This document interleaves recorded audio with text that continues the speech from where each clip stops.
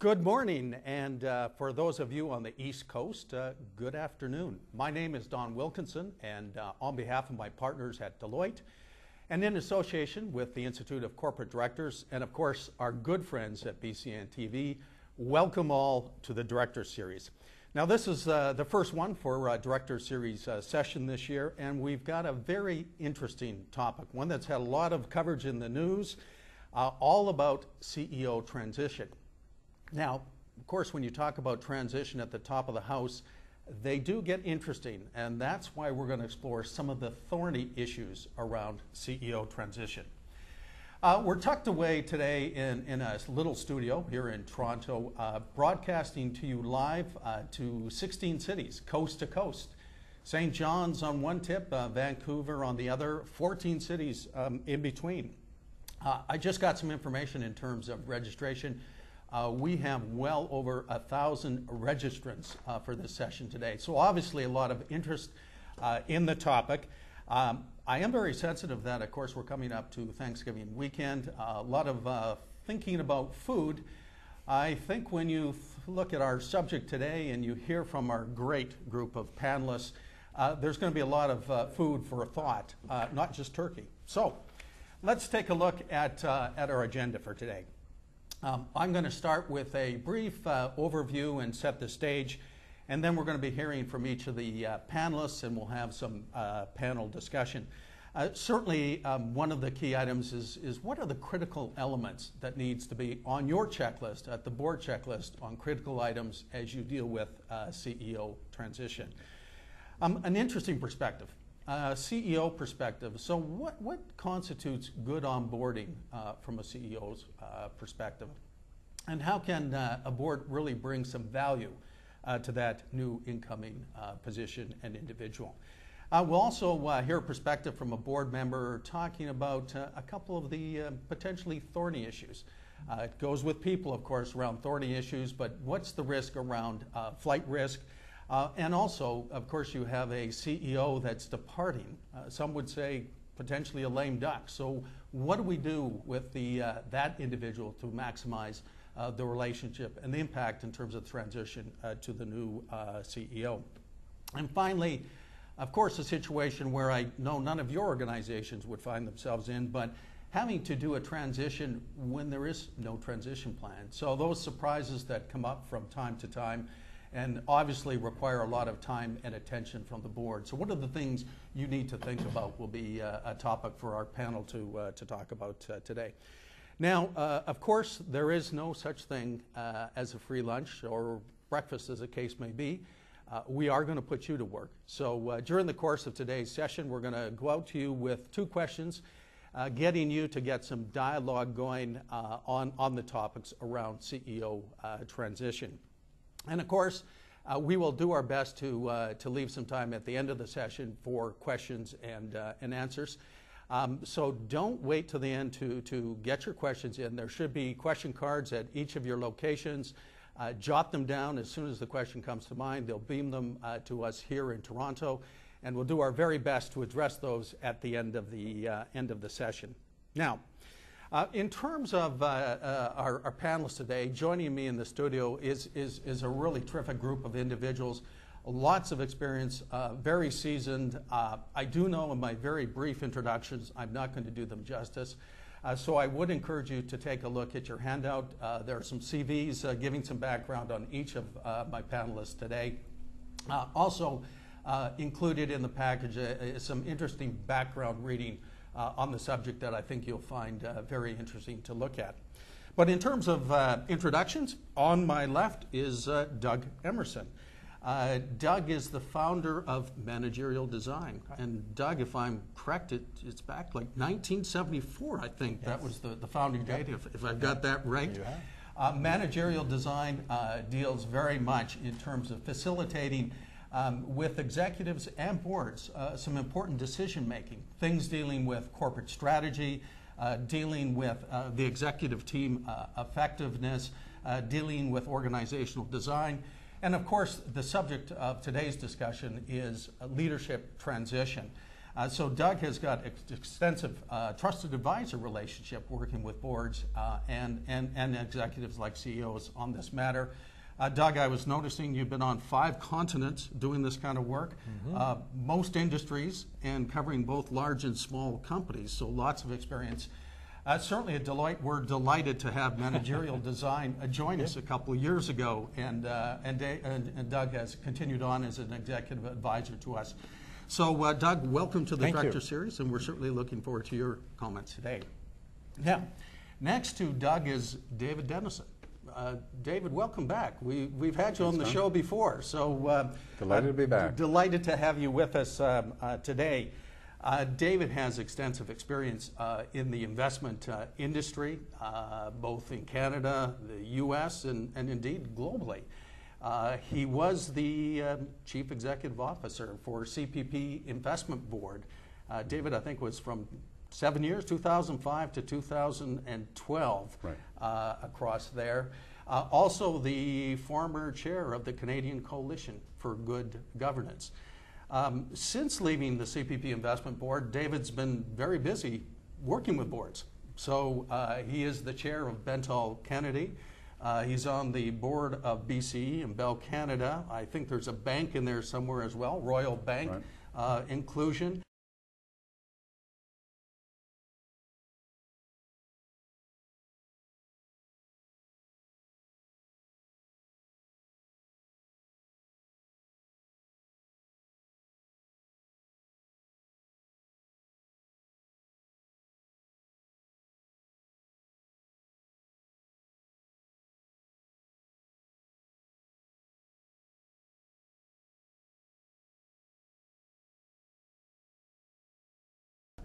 I must admit that he hasn't done just board work. He did have a job before that.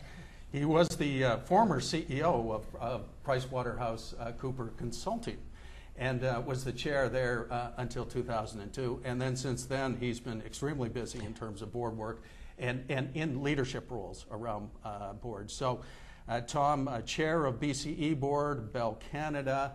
There's a bank in there too, Bank of Nova Scotia. I think they're working through sort of a leadership transition, if I recall. Also, Loblaw companies. So a lot of experience there. Also in the not-for-profit world. Several experiences there, including being the vice chair, I think it is, over at St. Michael's Hospital. That actually worked through transition as well. So, Tom, lots of experience on the board, leadership positions, and transitions. So we're delighted to have you with us today and looking forward to your comments. Thank you, Don. And our final panelist, Carol Hansel. And Carol, welcome back, as we've had you on the Directors Series before. Carol has extensive experience, both advising boards, but also sitting on boards. You probably know her as a lawyer by trade, so she has over 25 years of leading some very significant transactions for private companies, public companies, and government. But really her focus area now is on governance, so working with boards, working with regulators, institutional shareholders, and other stakeholders around governance matters and governance challenges. So if that's setting up special committees, doing special investigations, dissident shareholders, proxy fights, all those fascinating things you'll find Carol involved in advising on. She also brings a lot of experience in terms of board activity. Sits on, or has sat on, and does sit on a number of boards in terms of public, crown corporations, MPOs. I believe, Carol, you were on the board of Bank of Canada. That's correct. And if I'm not mistaken, they've recently made a change as well in terms of some leadership position over there. One last thing I must say about Carol, she has decided to hang up her shingle and start practice in terms of this whole area of advising boards around governance. So Hansel LLP is new, so we congratulate you on that. Thank you. And welcome aboard, and we're looking forward to your comments. So let's get started on today's agenda. And if you would have a look at the first slide, I'm sure you're going to recognize all the names. And there's many more, but all these organizations are working through some stage or have worked through some stage of CEO transition. So obviously a significant amount of news coverage on the subject. A couple observations on that. First, some of them, when you look at them, at least what you read in the press, appear to be very orderly and well thought out. Certainly when I think about some of the major banks here in Canada, you see executive appointments being made before a successor is named, and then ultimately a successor named. And you can see the thought process as it plays out in terms of orderly succession process. Now, there are some others that, at least on the surface, do seem to be a bit more of a surprise, at least to certain constituents. And just think about surprises to some constituents around Lululemon, or very recently there was a change at Sears Canada. Mr. McDonald left 2 years into a very significant transformation of Sears Canada. It was reported that there was a difference of views with the parent company in terms of the pace of capital allocation to affect that transformation. There's other things you see in terms of changes at the CEO level that clearly indicate a significant change that's been requested. And I think an excellent example of that would be Mr. Suttles at Encana. He was appointed in June of this year and very recently came out and talked about a very significant change that's going to be taking place, or in fact changes that are going to be taking place at that organization. So you're seeing things around costs, dividend policy, changes on the executive leadership, changes organizational structure, and a complete rework at the capital allocation process. So clearly a message of change. But when you reflect on this and your jobs as directors, clearly one of the most significant tasks you have is that of the selection of the CEO, and then ultimately ensuring that that CEO in fact succeeds. Of course, the risk of failure is high in terms of company performance or reputation of that company. And I think it's somewhat instructive to look at what's happening statistically in the U.S., where in fact 1/3 of the new CEOs actually were gone within 3 years. So a fair amount of risk in terms of making that transition. And another interesting statistic I think to share with you is between internal and external succession plans. And it is interesting, well, the number of external appointments are increasing in the last 4 or 5 years, probably because of the changing environment and the credit crisis requiring a new view at the top of the house. It still shows long-term studies that the internal succession candidate delivers better long-term return for shareholders. And in fact, lasts longer. So the average term as measured for the last 10 years to 2011 was the insiders would have a term of average term of just under 8 years versus under 6 years for an external hire. So no matter what the context, whether it be internal or external succession, clearly a good starting point is a robust, well thought out succession planning process for the Chief Executive Officer. I think that is intuitive, but if you look at the marks on that front, not very good. Most boards would say we have a lot to do, or directors would say a lot to do on that front. But the other thing, and something we are really going to focus on today, is the importance of the transition. A number of the CEO failures actually occur because of not good onboarding. You know, the board's thinking that, you know, once we've got the person in place, job done, away we go. There's much more work to be done, and that is going to be the focus of our discussion here today. It is interesting on that subject. The CICA has done some research on some of the factors that boards and indeed CEOs should be reflecting on good transitions. One goes to role clarity, and we're going to be talking about a lot about that. We're going to hear more about that from Doug shortly, but very critical aspect. A second important part is dealing with learning and mentoring.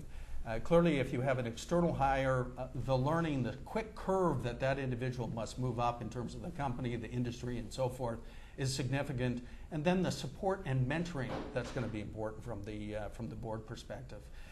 The third critical element for success deals with relationships. So helping to understand key relationships at stakeholders and helping the individual build those relationships. The fourth, not surprising, is culture. You would hope during the selection process you've got the right culture fit, but I think there's ongoing discussion around culture, what are its strengths, weaknesses, and how much change is required in terms of the culture of the organization, the discussion between the board and the CEO. And finally, identifying issues where there can be some quick successes is another key area. So there's 5 areas that you need to be thinking about in terms of that transition. But Doug, you have spent a career working with boards, working with executives and CEOs on the subject. I'll turn it over to you. Your thoughts on what is going to make a critical piece in terms of CEO transition? How do we make that a success? Okay. Let me set the table for the conversation. So in my experience, there's at least 2 very critical items. And the first one is around this question of role clarity for the CEO. So when you think about it as board members, you've gone through either a very disciplined process to make the selection. And in my world, the internal selection would be about transitioning someone from inside the organization to a position that they had to now this person is going to be a CEO. That brings lots of issues about role to it. Then the outside person being brought in, what we call onboarding, and a different set of dynamics. So we'll cover them in detail as we go. But if you think about the question of role clarity, in my mind it goes not just to the mandate, but now the questions are, what did you hire? Did you hire a change agent? And if it's a change agent, how much change? How fast? How noisy? Did you talk about these things during the selection process? If not, it's called day 1 conversation. So I'm the CEO, I'm with the board, said, let's talk again about what my mandate is. So how much change, et cetera. And then the conversation is, well, then where do I fit within the communication and the interaction with the board on the way through? So as we all know, there's some standard tools, a 90-day, 100-day plan, the 180-day plan.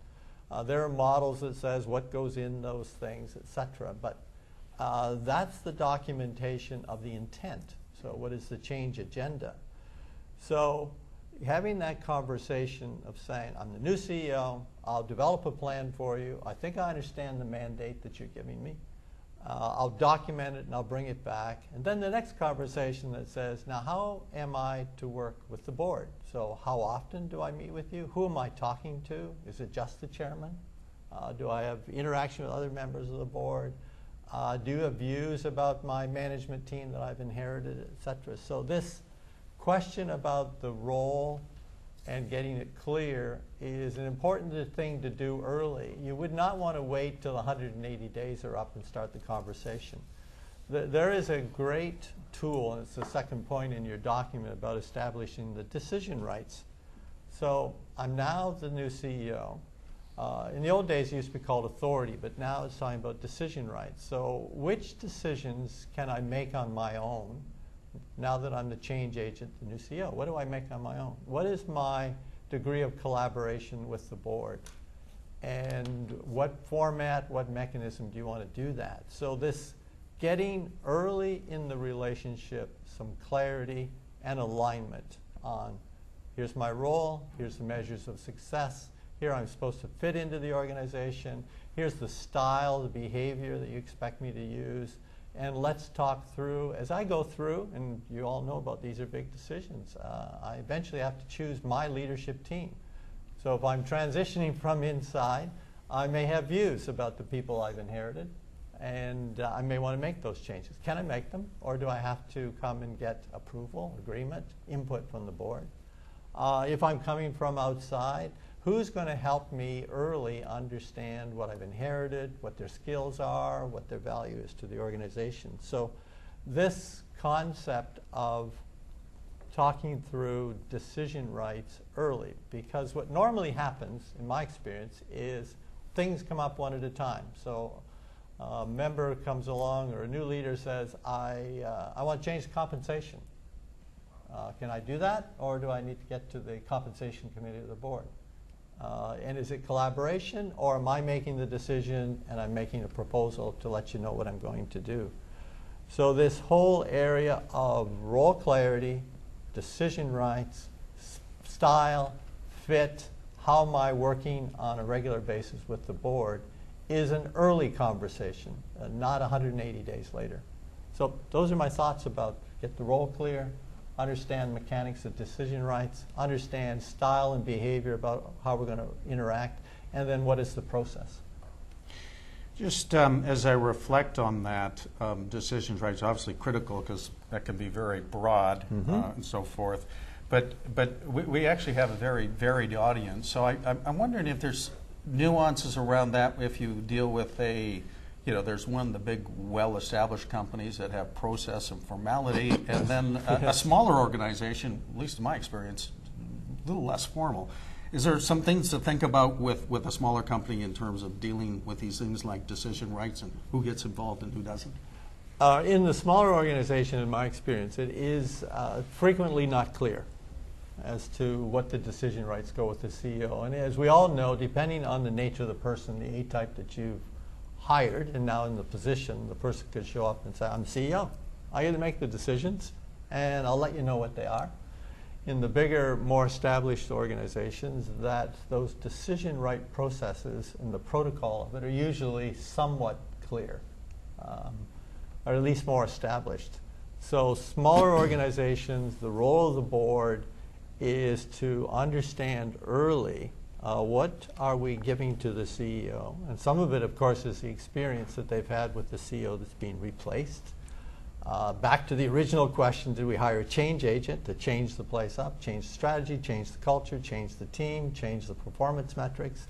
Or have we hired someone to say, we have a pretty good ongoing business, it's quite successful, would you come in and keep it going? So it is different in smaller organizations because potentially the board's not aligned. They have not spent the time saying, do we agree on what we want the new CEO to do? It'd be quite interesting on that. My guess is the board could be quite involved in a smaller one and a lot of engagement perhaps from the chair in that type of situation. But just a slight nuance again, and you can come back and respond to that, but family controlled. I mean, when you think about Canada, we have some pretty significant family controlled organizations. Tom, your thoughts around managing this issue of CEO transition in that kind of environment? Don, there's 4,000 public companies in this country, and about 1,800 of them have a market cap of under $10 million, which I find an interesting statistic. But inside of this population sit 25 to 30 significant public companies in this country, which are family controlled or at least have a significant stake, if not control, in the business. So there are some subtleties here. Some of the companies run themselves with hired management, hired CEOs, and run it from the top, and that's a model. And others where the family's heavily involved. And I think the subtlety in choosing a CEO in a family-controlled empire where management is the family, and you have to deal with the family dynamics, and maybe, just maybe, the proposal from the family isn't quite up to snuff, leads to some very interesting discussions. I think it's just a different process, because there's an elephant in the room, and it's called the major shareholder. David, just this whole subject of decision rights and whatnot, your thoughts around that? Well, I'll come back with some specific thoughts, but I think in general, just reacting to your framework, Doug, which I think is an excellent one, I would just make the point that, and anyone in the group today who's been involved with a CEO selection, negotiating terms, process realizes how time-consuming and intense that process is. So my observation is that the tendency for people who are involved with it is to breathe a big sigh of relief once they've gotten the signature on the bottom of the page, agreeing to the terms, and want to get back to, quotes and quotes, a more normal time commitment and level of involvement with the company. And if it's an experienced CEO that they have chosen, I think all the more so that tendency is just to say, well, we've hired someone who's done this before, let's let them get on with it and we'll see what the result is. So I think, while that may be the tendency, I think what Doug you're counseling everyone is the opposite is actually required. And one other observation I'd have too about the the 90, 100-day, 180-day plans. An incoming CEO, everyone's read your material, Doug, and realizes that there's this initial period to make an impact on an organization. Right. Lots been written about that. An incoming CEO is going to show up day one with an orientation to make decisions and make an imprint, and particularly if they're a change agent, as you identified. So waiting for the board just to wait until that 90-day plan shows up in the fullness of time, I think could be suboptimal as well, because I think what the board should be interested in is making sure that whatever decisions, recommendations come out of it are well informed and aligned with the best interest of the company over the long term.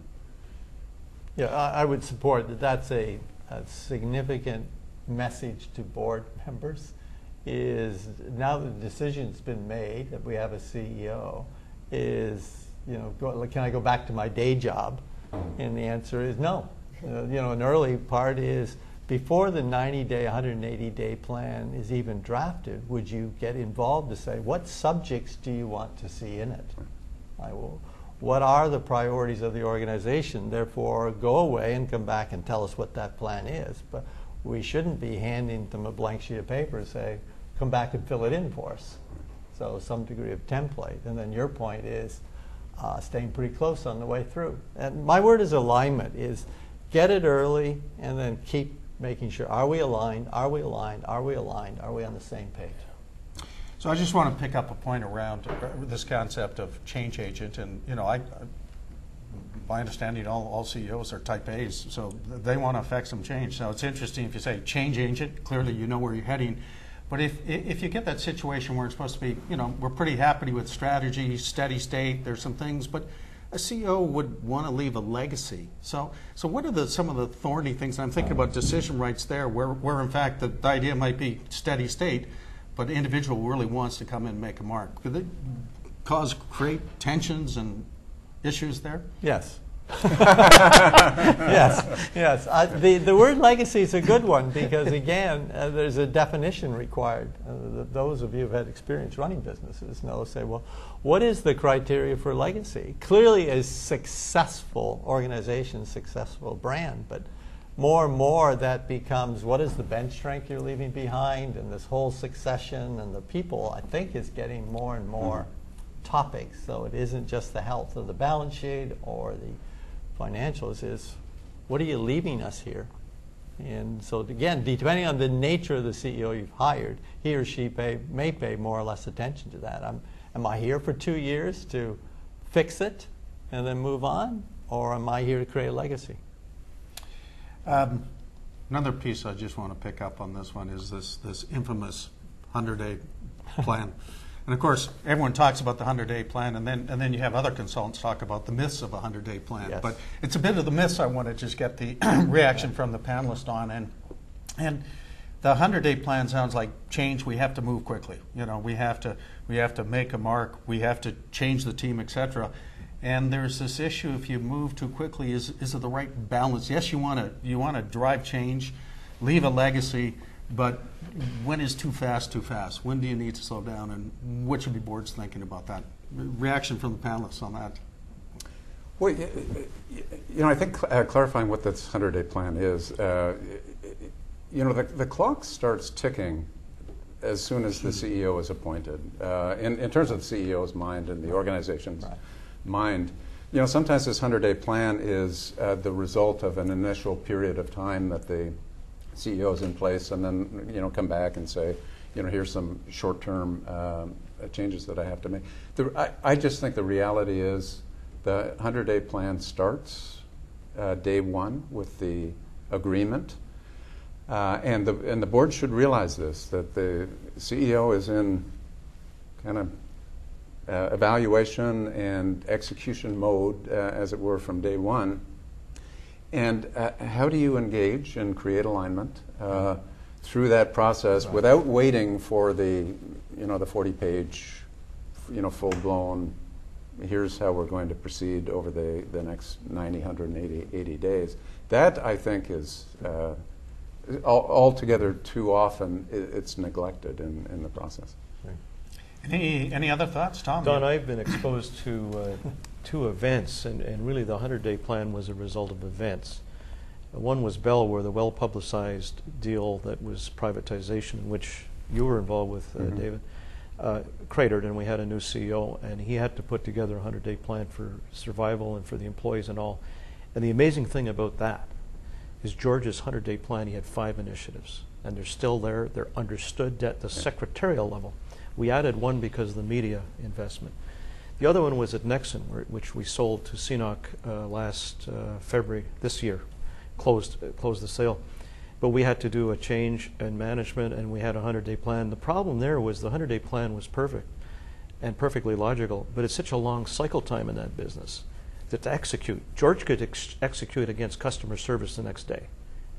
To get rid of big assets like Talisman's probably trying to do at the same time is difficult. So the plan was intact, but the execution thereon was completely different. It's very situational, I believe. Yes. Yeah.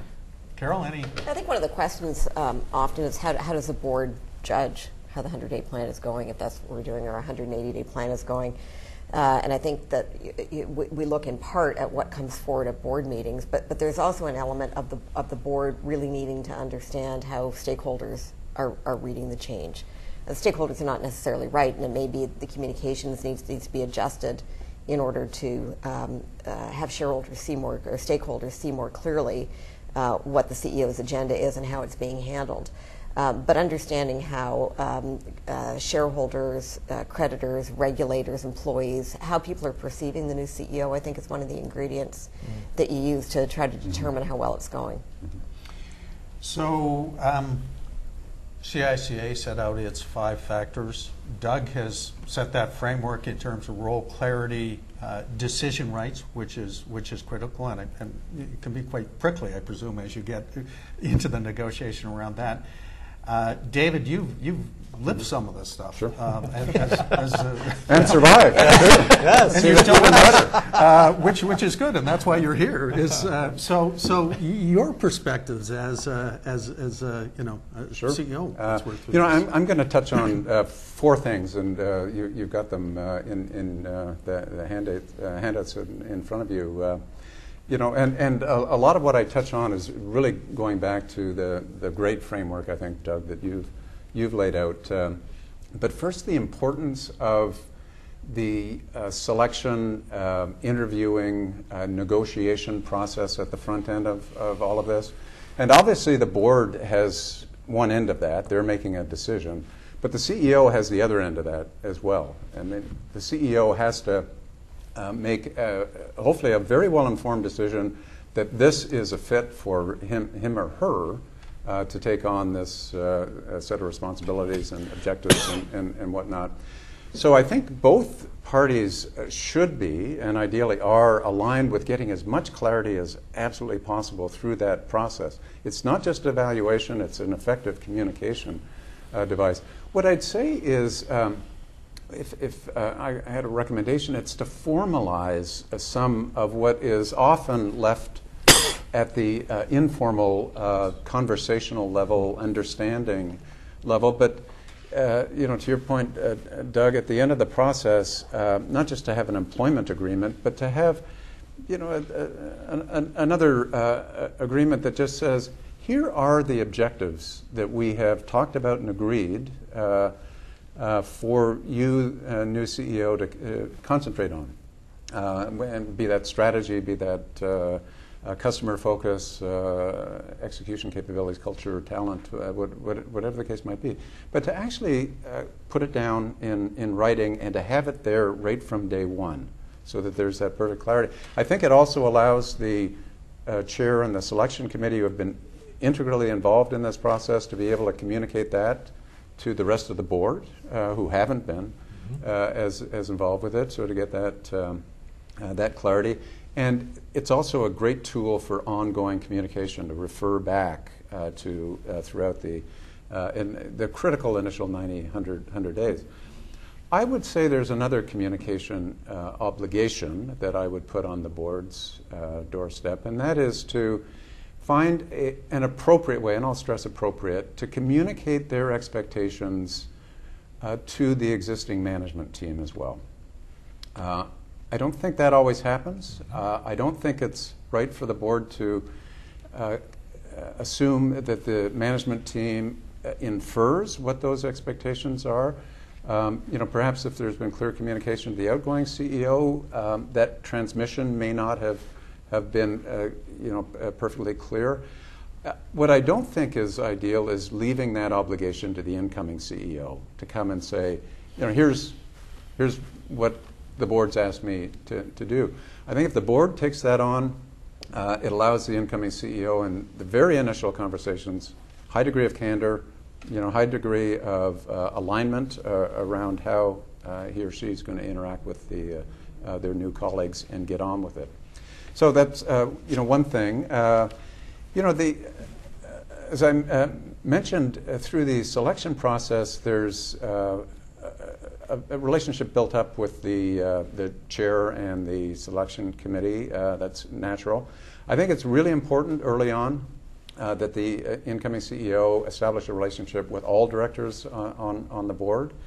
It could be sometime before the initial board meeting, but board meetings have a different dynamic than one-to-one conversation. So I think here the board can facilitate this and just create an expectation that there are going to be one-to-one meetings between the CEO, incoming CEO, and each director, and schedule them, facilitate those. Some can be in person, obviously. Some will be by phone. And those have multiple purposes. There's the introduction and creating the initial relationship, obviously. But I think there should be some structure around them as well. And here, I'd go back to that list of objectives that got crystallized. I think each director should be asked to prepare 3-4 of the points that the CEO has been asked to concentrate on, and engage with the CEO in those conversations around those points. So you get CEO gets the benefit of different perspectives, different orientations, and you get the reinforcement. This is what we have brought you on to do. The relationship, third point, relationship with a chair is absolutely essential. Board, chair, CEO have to work together very, very effectively. I think there's the opportunity right at the outset in this process to set the tone of expectation for the kind of communication which is desired. And to me, that's candid, frequent communication between the CEO and the chair. I think about my own experience. When I came into CPPIB, I had the benefit of, my board chair was the founding chair, Gail Cook-Bennett, just went out of her way to be available to me in that period of time. She was in the office, not all chairs have that opportunity, but she was in the office a lot. I didn't look on that as intrusive or she's checking up on me. What it allowed me to do is, as I was trying to assimilate this enormous amount of information that CEOs struggle with coming into a new organization, how do you make sense of it all? How do you create a framework that you can understand the business and organization? It allowed me to have short and frequent interactions with Gail. I didn't have to save it up to our regularly scheduled meetings, and I could just validate impressions or sometimes get corrected on assumptions that I might otherwise have made in that period of time, but I had the benefit of getting that perspective and making much better informed I think decisions and recommendations as a result of it. Now, it does take a time commitment and a willingness, but I think it's hugely valuable. Last thing I'll touch on is the importance of an incoming CEO quickly establishing a relationship with the existing management team. So I think that's probably blatantly obvious to everyone. Any wise CEO would want to do that. But I think the board, again, can play a very effective role in this, making sure that they encourage the CEO to do it. And often a good time to do that is in between announcement and day one. Usually there's some interval in there, not always, but you can use that time. And here, I'll use again myself as an incoming CEO. Obviously, I wanted to have an open mind as I met this senior management team, but I wanted an informed point of view. And the board can do that to an incoming CEO. After all, senior team, these are important people in the organization. The board hopefully has been interacting with them for a number of years, has very good perspective on how they've operated. Importantly, also have a perspective on the relationship between the former CEO and each of the management team. Because that relationship is usually one of complementarity. A CEO will have some areas of interest and fluency and orientation, wants to complement those with strengths that he or she sees in the existing management team. A new CEO is going to have a different set of those. And I think just appreciating that this is going to create some change in how the existing management team has interacted with the CEO in the past, be able to put that on the table up front, acknowledge that it's going to happen, and make sure that it doesn't create dysfunctionality that's unnecessary, and importantly that it doesn't create the seeds of potential loss of key people, and often those seeds can get planted very early in this process, unintentionally, but can get planted early. So those lots of things that I could touch on, but those are four that I would highlight down. David, as I listen, that resounding message of obviously the board's role doesn't stop with selection, keeps going, obviously very critical. But beyond that, the importance of the support and the relationship between the CEO and all the board members, striking something, but in particular the chair, how valuable that is. What about situation advice for boards where, in fact, you have, once again, maybe this would have got sorted out in the fit, but the CEO with, the somewhat large ego says, I'm taking charge, I've got to deal with the board, I'm going to keep them informed, but I'm in for change away I go. How does how's the board work through that? Maybe it's up front in the selection, but that can be quite a challenge, I would have thought, as you think about the dynamics there. Yeah, well, as you say, ideally you cover that off in your two-way selection process, the CEO and the board. But if it didn't get covered off, to me, that's the importance of this leaning in by the chair and the full board in these early 60, 90 days, and having strong engagement with the CEO, strong set of expectations that we do expect discussion, collaboration.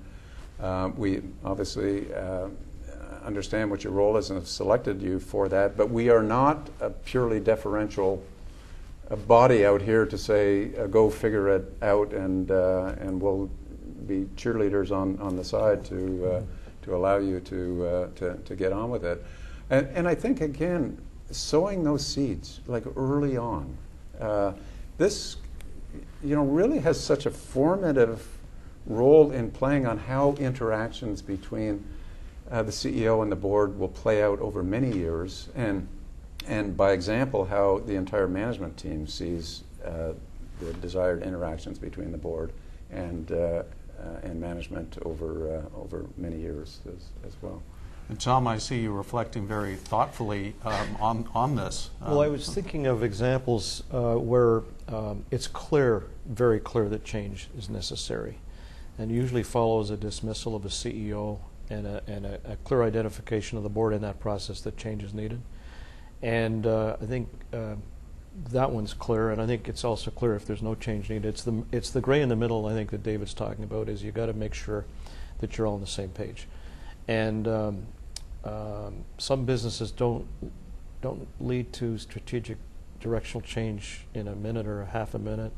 They need if you're going to change direction, you got to steer the battleship slowly. And so the board has to be engaged, as David said, with the incoming CEO. Because if you get a change agent and you don't want a change agent, that's not a good mix, or vice versa, actually. Right. Yeah, it's a mistake in the hiring, I think. But there's subtleties of negotiations, and the relationship. The other one I wanted to comment on, absolutely, the relationship between the chair and the CEO is critical.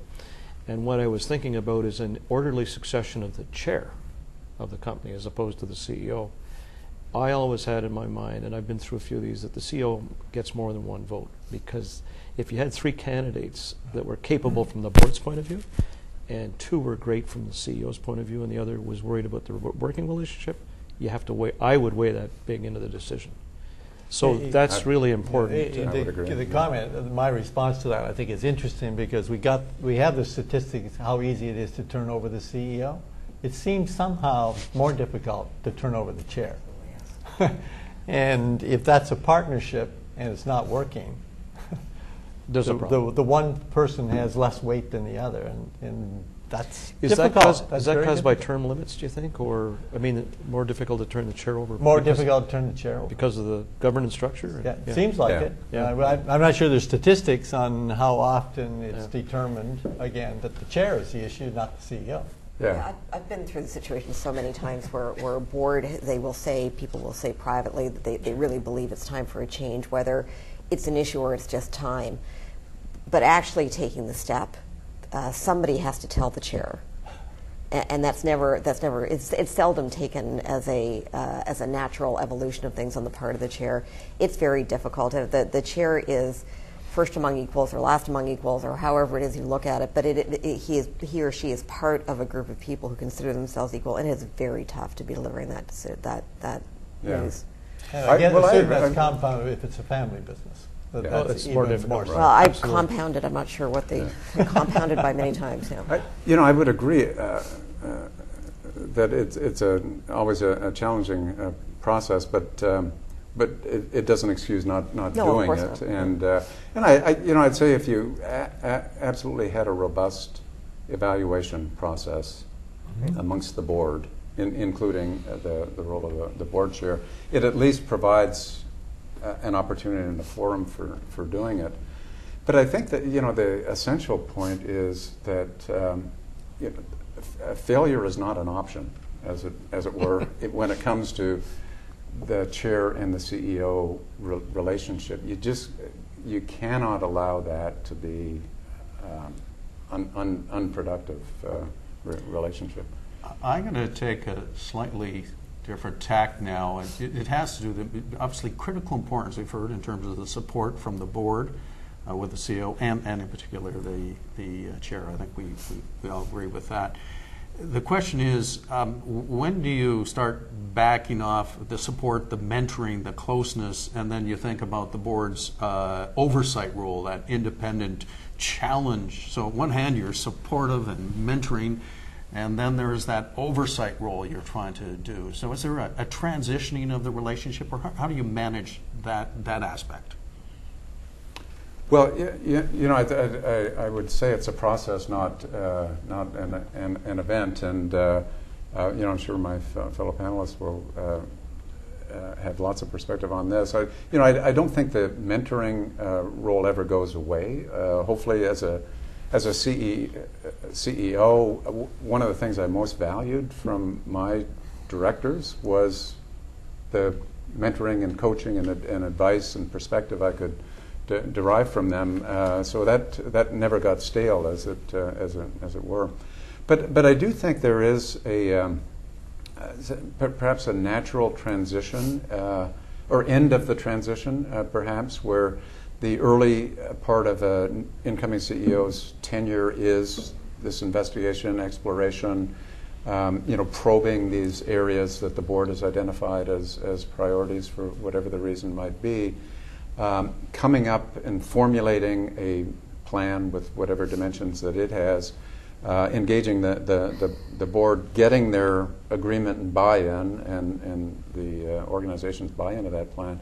I think once it goes into execution mode, then I think that's a natural kind of inflection point in terms of the degree of involvement of the chair and directors with the incoming CEO. But again, you all had lots of experience, and Doug on this. Do you want to go? Don, I think my point on this one would be simple. Oversight and management is a line that should be maintained and honored, because it gets messy if you don't, for both parties. And mentoring is where David was talking. It never should end. I agree with him. The need on the receiving end may be less as more maturity goes into the organizational relationship.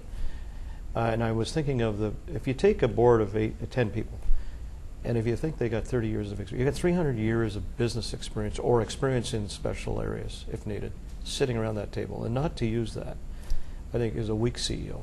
The strong, confident CEOs tap into that. And also around the board, every now and again, there's a lead violinist on a given topic. They have deep expertise, right? And for the CEO to use that, I think is just natural. So I would support exactly what David said. I agree. Yeah, I think it's the evolution of the relationship. It starts out as being a coaching and a more direct oversight process, and hopefully, it's assuming that the personalities blend and the objectives are common, aligned, as we've said.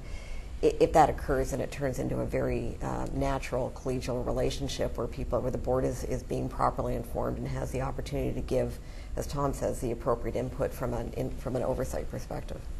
The question I have, because you have the experience, it sounds like common sense, but how common is the common sense, right? That this actually takes place, because my sense is you're dealing with reasonably sophisticated, smart boards. I'm not sure of that statistics you gave, Tom, about there's a whole bunch out there that these things are actually taking place in most boards.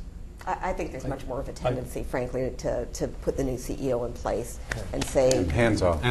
yeah, whether or not it's people want to go back to their regular lives, or particularly people who are experienced CEOs may say, if it were me, I would be confident just moving forward, and I understand how an organization works. I'll keep the board informed. So I think there is deference for a number of reasons to the role that a CEO has to play. And it's a difficult thing. It's a more mature governance process, I think, that has the board maintaining a different relationship for a period of time and letting it evolve into something that's mature as the relationship is mature. When does a board decide we made a good mistake or we made a bad mistake? Doug, we're going to come back to that one, because I think that is, we're talking about thorny issues, so we're definitely going to come back to that one. I thought we would be thorny. It clearly, one thing that comes out is on that transition selection, it's not over. There's a lot of work to be done, clear there. We are going to put you to work, but one more request. If you do have any questions, make sure you get those in and get them sent across to us. But now a question for you to talk about at your locations. What can the board do to help the new CEO to hit the ground running? We'll see you in 7 minutes.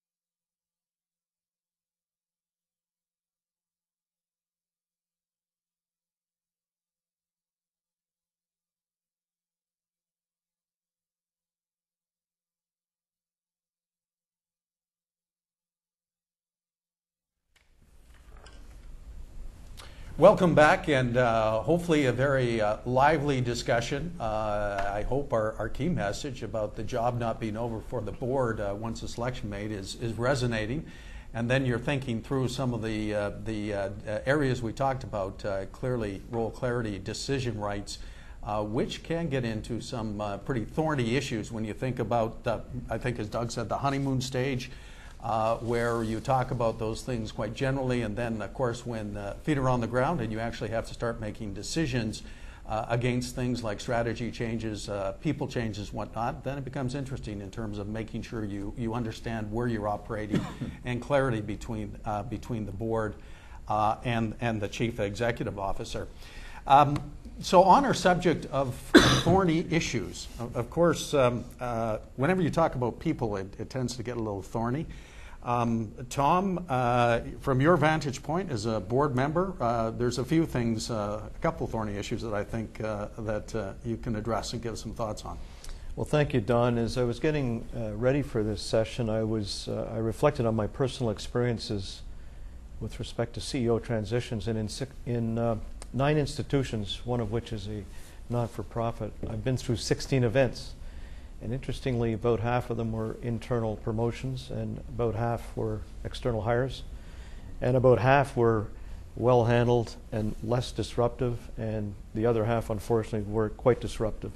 So one thing I have learned, not only on what I'm talking about, but on what others have spoken about, is that each one is unique. Each situation is unique. It's dependent on the circumstances. So on flight risk, I think the first point I would make is don't associate flight risk with change in CEO. There's always flight risk for the best people in your organization, and it's proven over time that above average performing teams as a team at the senior management level will outperform average teams 9 times out of 100. So I think you should have that assumption going in, and the best defense against that, of course, is a well-operating human resource committee with strong planning around the individuals, whether it's education, formation, outside directorships, counseling in weak areas, etc., and good succession plans. And so that would be my first point.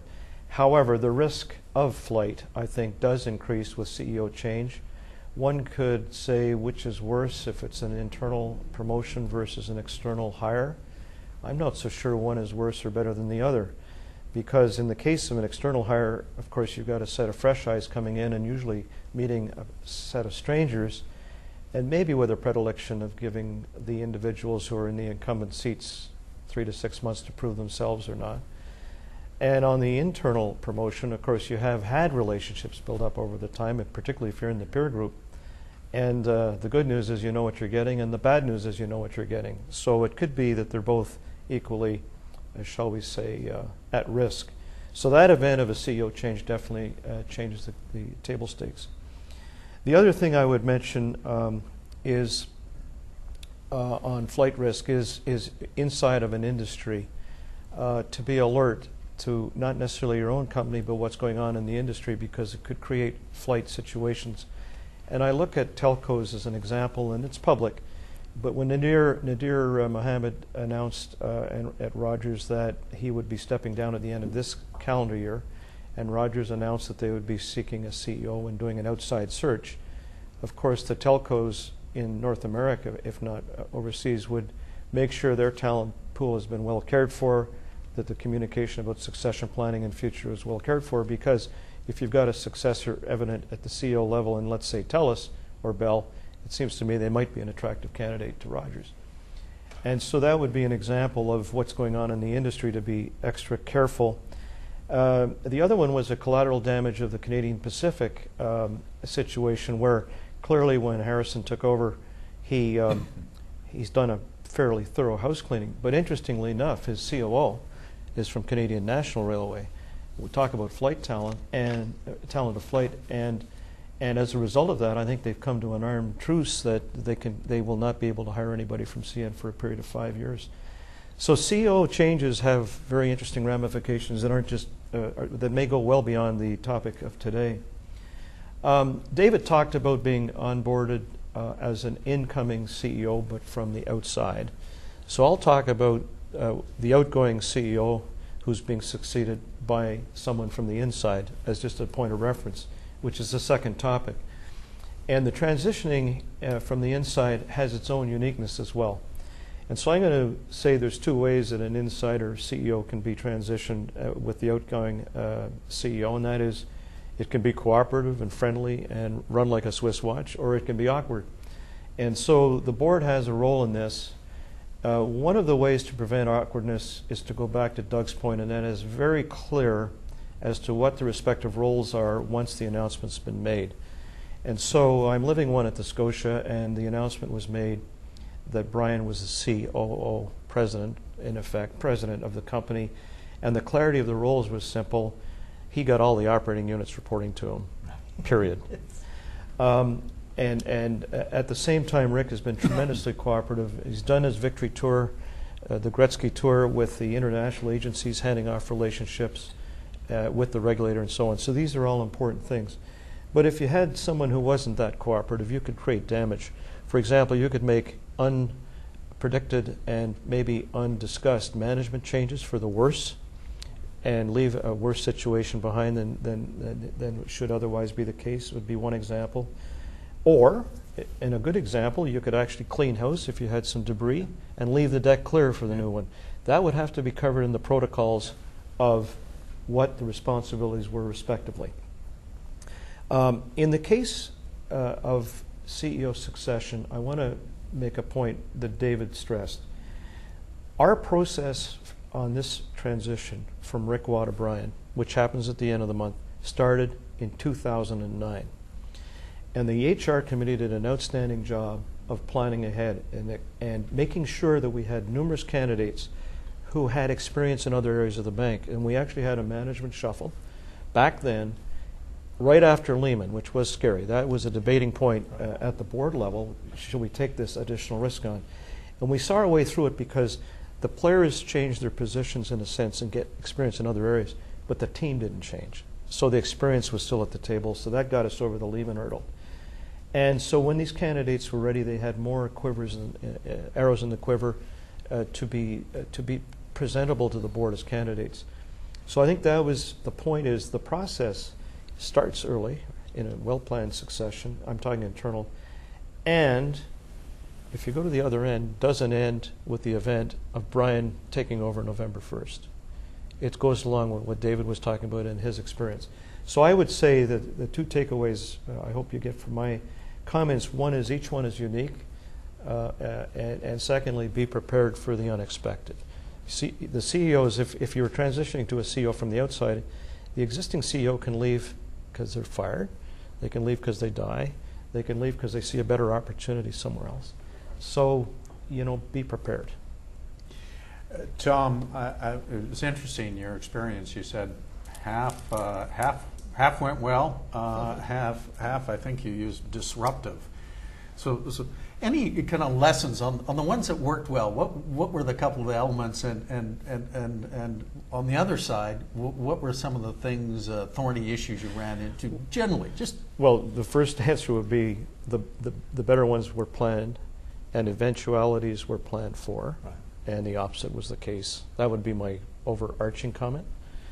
Can I ask you a question? I work from assumption. I'm assuming that where there's a change in CEO that was not planned, suddenly there's a sense of urgency to make a decision.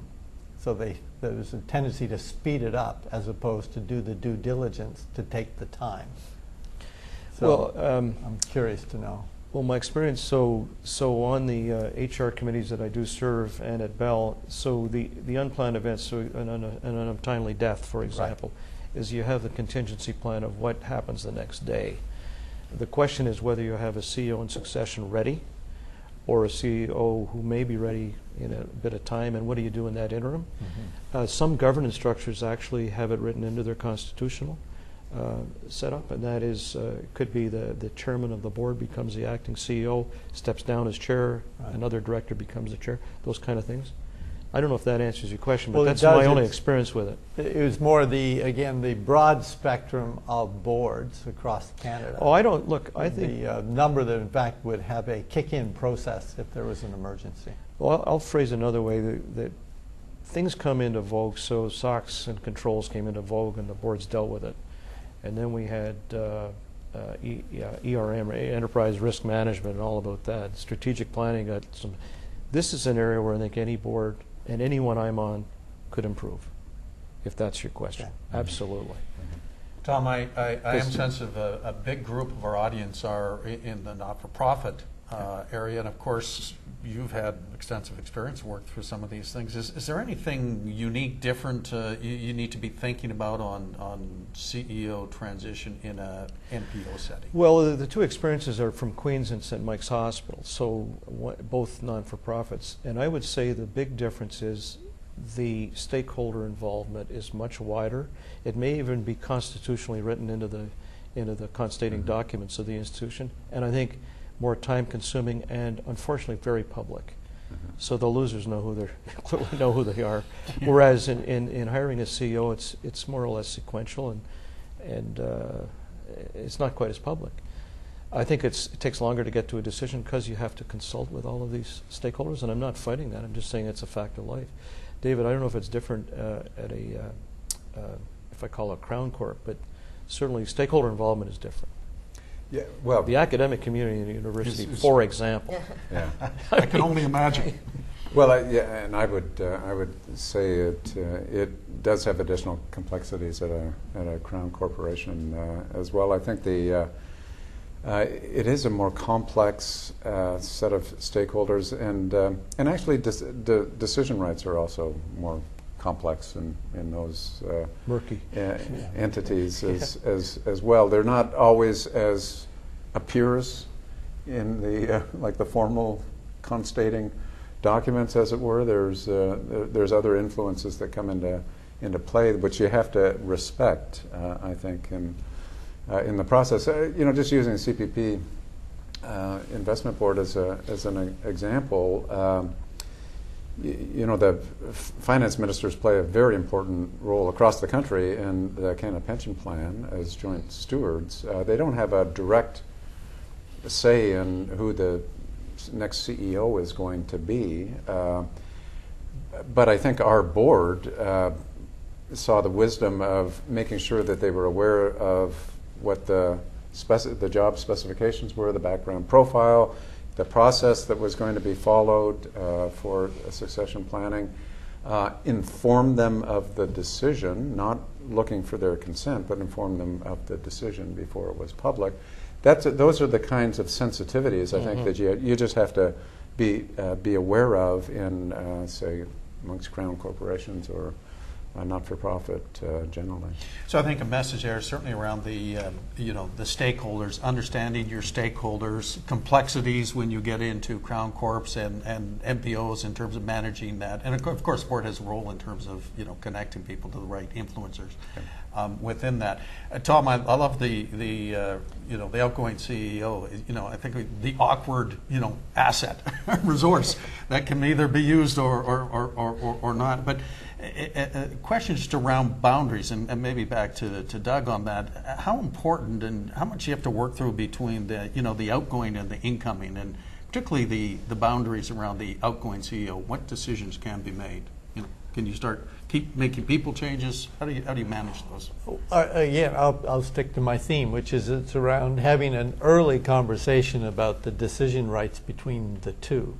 So we had a situation where there's a transition where they appointed the new CEO 6 months, this is Ontario Teachers, 6 months before the outgoing CEO is gone. So we use the analogy, it was like a relay race, and it was the last part of the relay race and the baton's getting handed off. And the new CEO is right at the end of the pass-off lane, bouncing, because he had changes in his mind that he wanted to make. And the board and the existing CEO said December 31st. But in between now and then, let's talk about. So if a member of the team wanted to make an organizational change, who owns the next year's budget, who owns the CapEx program, who owns the incentive compensation approvals, they sat down and discussed it and said, who owns that? And timing is everything, right? Yeah. And on the one hand, you don't want the incumbent to be a dauphin. And on the other hand, you don't want the CEO who's leaving to be a lame duck. So again, it's situational. It's just a very candid conversation. I think driven by the board. Yeah, you two sit down and discuss it. I think that's the essence of it, is having that clarity between the two parties. I was an outgoing CEO for 4 months after the announcement. I never saw myself as an awkward asset there. Those were Tom's words. Oh, yeah. All right. I won't attribute them to you. But my successor and I just had that very clear conversation that I was the CEO until I wasn't, but we were going to collaborate on decisions which obviously had an impact beyond my tenure as CEO. And then you communicate that to everybody in the organization so that they're not confused. They're not knocking on someone's door looking for a decision that is the wrong door, as it were. So it doesn't take a lot, but it does take people having clear conversations. And if the board is not seeing that happening, they should weigh in and say, the two of you sort it out. Here's another area I'd love to get your reactions from. So if there's a feeling, once you've got the CEO on board, job's done. We've said, no, that's not true. It's clear when you have someone from the external side, outside hire, yes, there's some work to be done there, but what about if it's an internal? They've been in the organization. There must really be a feeling that job's done, just turn it over, don't have to do anything. Any reactions to that? Mm-hmm. No, I disagree with that, actually. I think the job isn't done, and it's a different job. It's a different job for the chair or the chair of the HR committee than it would be, I'm talking from a board perspective, than it would be for an outside hire, because presumably the insider has knowledge of the people, the processes, and the things. But still mentoring can go on and coaching can go on, and these protocols about what can I do without your approval, what needs the approval, all that. I'm not talking about authority limits, just nature of transactions under this, the kind of stuff you're talking about, Doug. That has to be hammered out, and it could be different in a style sense from the predecessor. So I don't buy that the job is any. It's different. It's different. And there are things seem to be done. Yeah. That's what. Okay, Carol, I think we've touched on this a bit around the surprises. We call it kind of the transition where there's no transition plan, and there's many cases. Thoughts and comments around that? Absolutely. So we have talked about scenarios in which good effective planning has been put in place or hasn't been put in place, and how you deal with it. But there are many situations in which there is a change of CEO that has been unplanned. Some of them are, as Tom says, for reasons that are that are related to death or somebody moving on, and sometimes they're related to scandal or problems. Let me just run through a couple of those so we can, we're all kind of on the same page in terms of where some of these issues can arise. So the public company ones are easy. HP has been through it a couple of times. And so when you've been through it in a short period of time more than once, the sensitivities, particularly of the board, are so much more acute to the way in which it's being handled and the situation, the circumstances in which a CEO is departing. RIM, I think, probably still has yet to be unpacked, but there were lots of issues, both regulatory and operational, that led to a pretty radical change, moving from strong founders to another strong individual, but had a different plate in front of him when he had to take over. We've mentioned Lululemon and Sears, but there are other situations where boards have to react. We've talked a bit about Crown corporations. I've been through two transitions on the Bank of Canada board, once when David Dodge handed over to Mark Kearney, which was expected, although it was in very difficult circumstances. It was at the beginning of the financial crisis. And so it was the confidence that people had, both in the outgoing governor and, thank goodness, the incoming governor, was actually quite critical. And then, of course, Governor Kearney left in the middle of his term, and that created another set of circumstances that the Bank of Canada board had to deal with. The last one I'll mention also on the Crown Corporation side is Canada Post.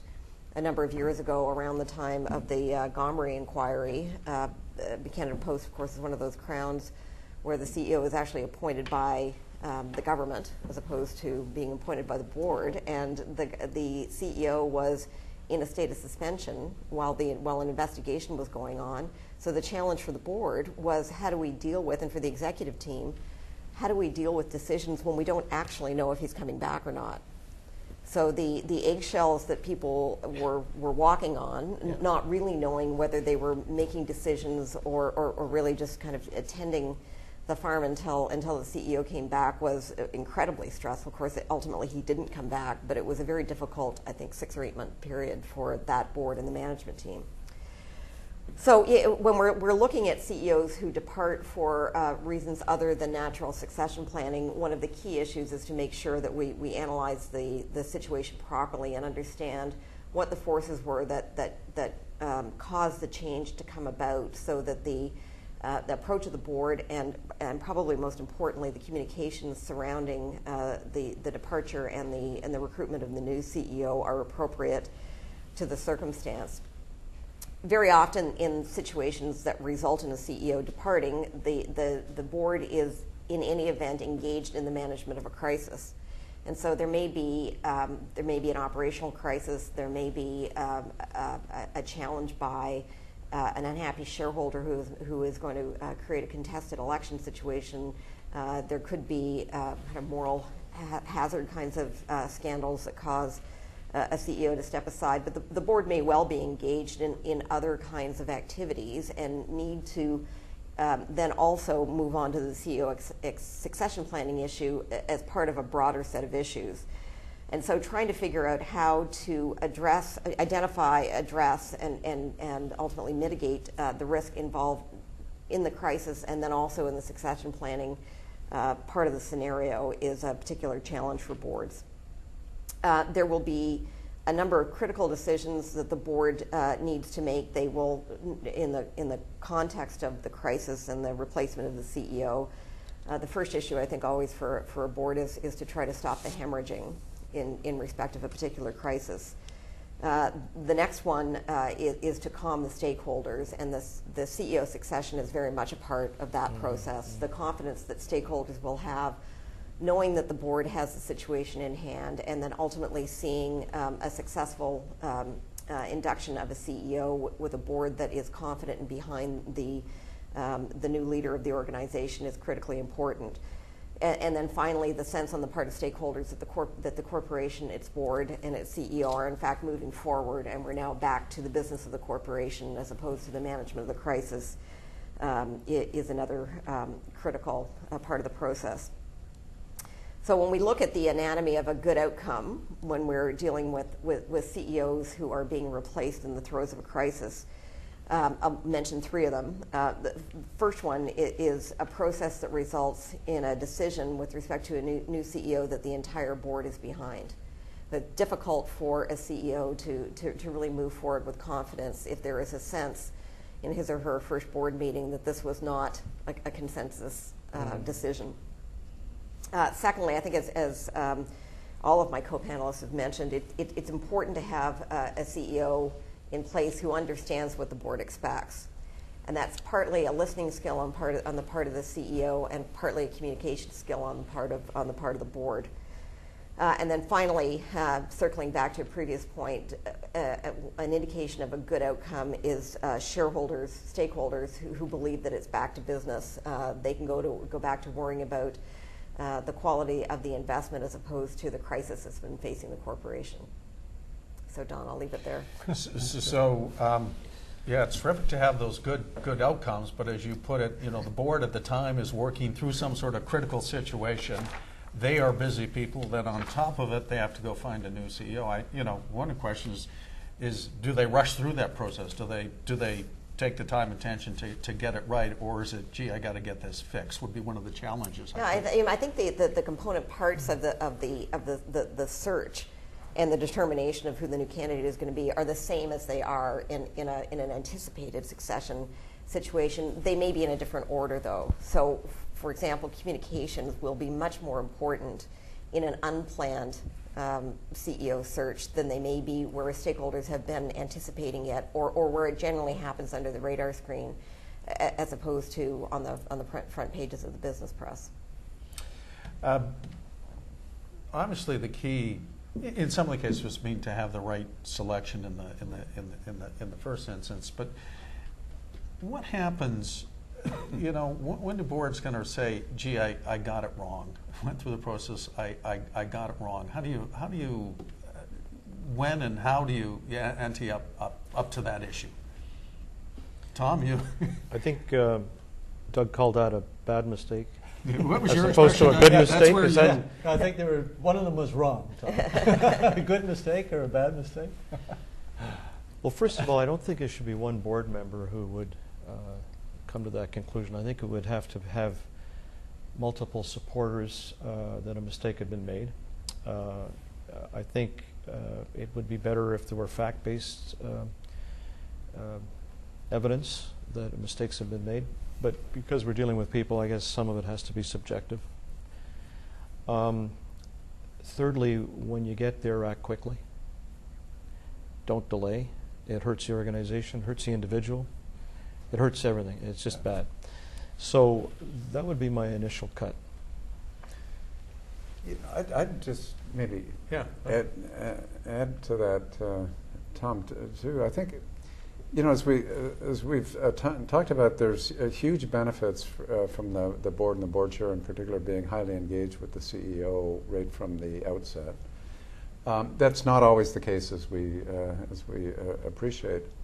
And in the instance, I think, where a CEO has been left to more or less to his or her devices, as it were, for a period of time, and then comes with a plan or a set of changes that at that point prompts the board to say, how on earth did we get here? This is not at all what we had in mind. That, I think, is a tough position for the board to be in, because obviously something has gone wrong, but I think the orientation, and I would say that it should be the orientation to say, how do we now lean in? Maybe we should have been doing this right from the outset, so that we didn't end up with a plan that was, you know, off alignment with our objectives. But we didn't. Let's spend some time working with the CEO. Let's try and remediate this. Let's see if we can get it, you know, back on track. And I think that just adds to the time. Now, if you get a successful outcome of that, it's well worth time. But I do think, you know, the general principle is act as quickly as possible, but, you know, after you've done as much as you possibly can to have a successful outcome. I think I agree with that. And the other thing I should have pointed out, Don, is when you do take that action, it's a public admission that you'd fouled up at the board level. So it's not an easy conclusion to get to. I'll leave it at that. Yeah, no, Carol, you were talking about some of the factors, you know, why that doesn't happen. Because yes, you know, of course, we got to do something. We should move right away, but that's not typically happening. I think in some cases there really is no occasion created for people to debrief on, for the directors to debrief on how they think it's going, or it's done in a fairly casual way. So part of a succession planning process really should be as part of the in-camera sessions it should be a part of the discussion at every in-camera session, but a particular focus in the first 6 months of a CEO's tenure to really talk seriously and earnestly about whether people are confident, not to prejudge somebody's ultimate performance, but to really talk seriously about whether the CEO is meeting the mark that the board set at the outset. There will be lots of opportunities to redirect or provide the CEO with feedback if the issue is identified soon enough. One of the reasons that people don't act is because they want to be satisfied, given the gravity of the decision, that first of all they've been complete and thorough about it. And for most people, that involves fairness. So when the board has come to the conclusion that they're coming to the conclusion that perhaps the CEO isn't working out, somebody finally makes that statement, and there will be 3 others immediately who will want to say, look, let's just be fair about this. Is he or she aware of that? Have we provided the feedback? Were we clear about the direction? And that will take 3 months. So it's a complicated process, I think, for a variety of reasons, all well motivated, but at the end of the day, you need to do the right thing for the organization. Is there any things you'd be looking for as the board to pick up the pulse? Any red flags? Acceptance within the organization, getting alignment with the organization on direction. What were some of the things that board should be looking at to say, yeah, we made this selection, it's a good one, but maybe things aren't quite working out, and perhaps to actually fine-tune them, fix them, versus the outright exit. But any thoughts on? I can give an example of where it was obvious that it was working out internally. When Governor Carney first started at the bank, he held a town hall with the members of staff of the bank, and we had an in-camera session with the HR people to talk about how that really went. Were people as receptive as we understood them to be, and were there any soft spots, or was there anything emerging in terms of the senior management team that the board needed to be aware of? The other thing that could be considered is the use of the tools. If tools such as 90-day plans and 180-day plans are put in place appropriately, which I think, as we said earlier, which is before they start, there's a conversation with the board about expectations. Like, why am I here? Go away and create your 90-day plan. Bring the plan back to us so we look at it and say, yeah, that looks like a good plan. And then stay close to the plan. Mm-hmm. So if that's a robust plan that deals with culture and people and strategic issues and sizing up the organization, and you stay close to that document and had a hand in the formation of it, you must be then tracking and getting a sense as you go. But I'm thinking we would say that's the responsibility of all board members, so it's not just between the chair and the CEO, but then how is that circulated and discussed within the board? Yeah. One mechanism, Don, that worked on a change, and the timing's important. It's like when you schedule an in-camera meeting because you got a real problem. You should have the schedule every meeting, yes, whether you need it or not. So the practice in this particular company was that the chair of the governance committee not only did an interview of the directors in coming up to their overall performance, but the senior management team. And the purpose of that was really to ensure, one of the purposes was to ensure we understood their point of view on are we over getting into management, not staying on the right side of the fence. But the real purpose was just get the pulse. We had a change, and it was that senior man. So we were going to lose the team or the coach. That was the choice. Yeah. So but the thing is, it was set up in good times. Mm-hmm. It wasn't right. So it had to be up and running. Yeah. And I would just second that. In boards where it's expected that there's a lot of interaction between the senior management team and the board, which I consider as particularly healthy, there's a lot of opportunity just to look for signals there.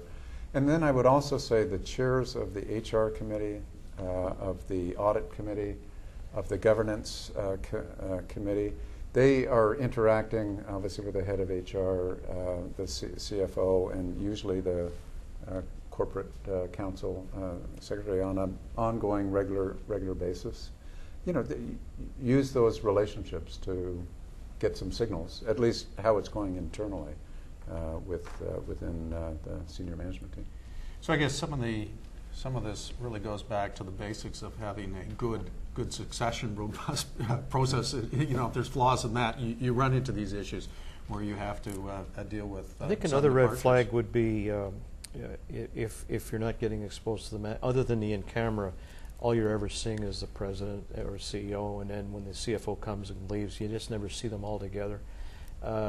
Inadequate information that's important for decision making would be another one. Blizzards of slides with no discussion, just keep the dog off the hunt. I mean, there's red flags beyond, right? Okay, dogs on the once again, back to you in terms of I engage you in a discussion question. And once again, if you can, any last questions, you have a few minutes, get them to us here in the panel, and we'll do our best to respond when we come back to you in about 7 minutes. But there's your discussion question. What should be the boundaries to the decision making of the outgoing CEO? We'll see you in 7 minutes.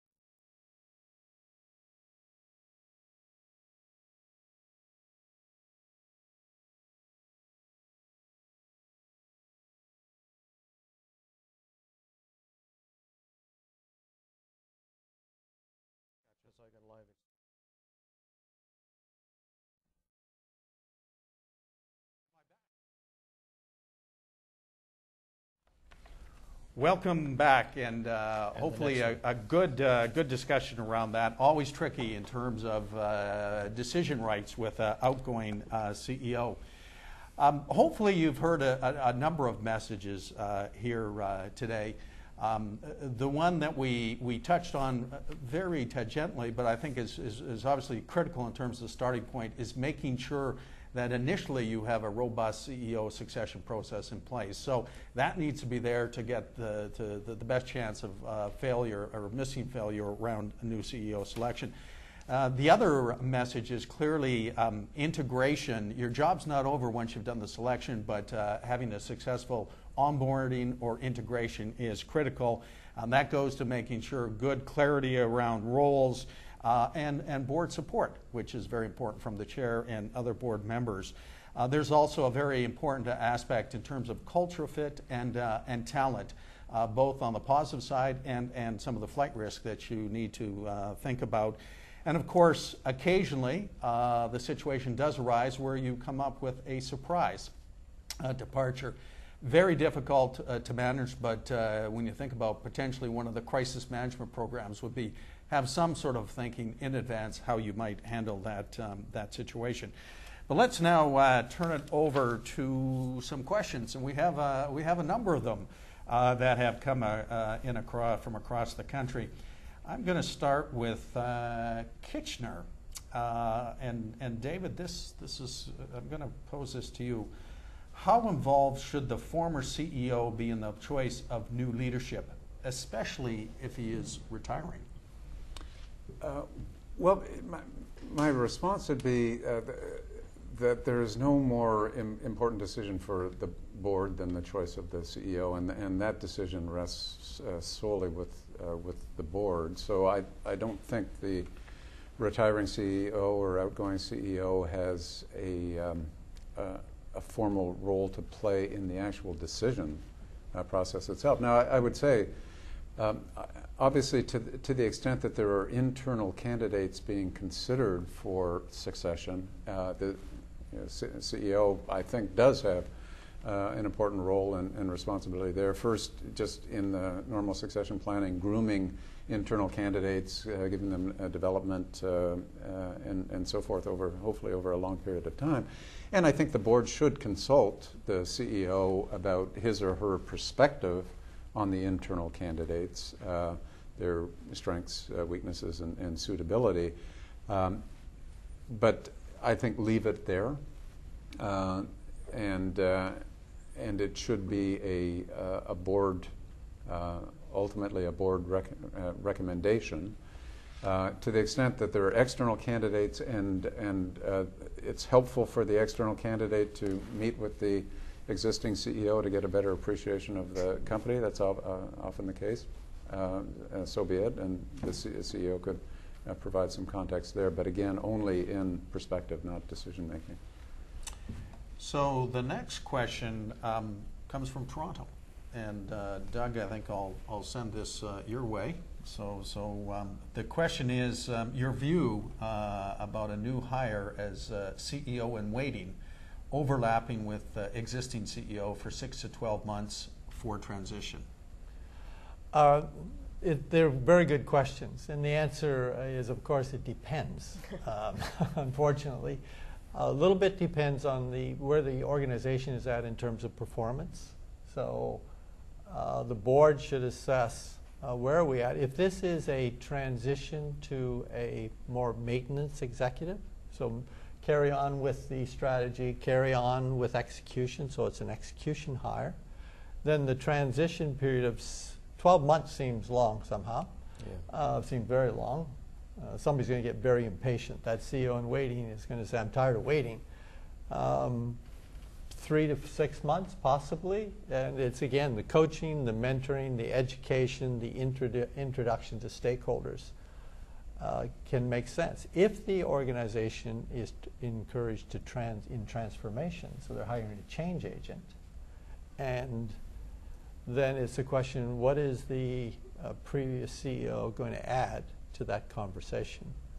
So I think it depends on the earlier point that we made. understand earlier whether you're hiring a change agent, which means the person is in a hurry to get going. What role would the existing CEO play versus other members of the board who could be coaching and mentoring? So unfortunately, it depends. So Carol, this is I'm going to send this to you. This is right from the tip. St. John's. What complications and risks exist when the outgoing CEO is going to remain on the board? Well, again, I think to Doug's point, as in all these things, it depends. But I think that the risks that are commonly identified is that if the previous CEO is on the board, does the new CEO really have the freedom to move and to make the recommendations that he or she really wants to make? Are they constantly going to be second-guessed by the outgoing CEO? Is the former CEO so married to the strategy that he or she was the architect of that the new CEO has got no room to maneuver? On the other hand, it is largely a personality thing. There are CEOs who are able to really just step into a director kind of position, are excellent coaches for their successors, are kind of without ego in terms of needing to have the organization continue to be shaped by their own vision. Obviously, one BlackBerry has slipped by us here. David, Tom, go ahead. It's a two-sided argument. I think Carol hit the nail on the head. The negative is you don't want the former prime minister in the backbench, right? It's just the new CEO wouldn't like that. On the positive side, and I saw it at one company where, in fact, there were two former CEOs, and that was in the oil patch, and that is they bring the risk management on big bets to the drilling decisions. And so when you're rolling the dice for $100 million or $200 million a shot, it's comforting the board to have people who know what they're talking about. So, Yeah. I think it's situational, but I think in principle former CEOs should go and be on other boards. I agree with Carol's thrust. I know it isn't mine. We'll have to find that guilty offender that's got some phone going. I'm sure it's a bell plan. It's got to be a bell product today. That would be good. Long distance. So Tom, I think here's one coming from Calgary. How can the board deal effectively with unsuccessful internal candidates? Right, and we've had that recent experience. We had a plan about to set in motion that we had numerous candidates. The HR committee of this board interviewed each one twice, and in part of the decision process in getting there was how do we handle the unsuccessful candidates.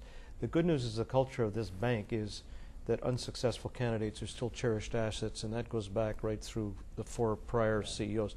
Kind of a helpful overarching environment in which to deal with it. There's two buckets here, really. There's the unsuccessful candidate, Don, who it is the last bite at the cherry because of age, the age of the incumbent and the like, and then the ones who have another shot at it due to their age and position. And so the second one is a much easier conversation because in their minds maybe they have another shot as well. But we were all encouraged as individual board members to reach out, give them a hug, talk to them how important they were. You can use down the road subtle messages with perhaps in the remuneration package to reinforce that message. There's ways to do it, but you got to be planned for it. You can't let it happen and then try to make up time. You got to be prepared.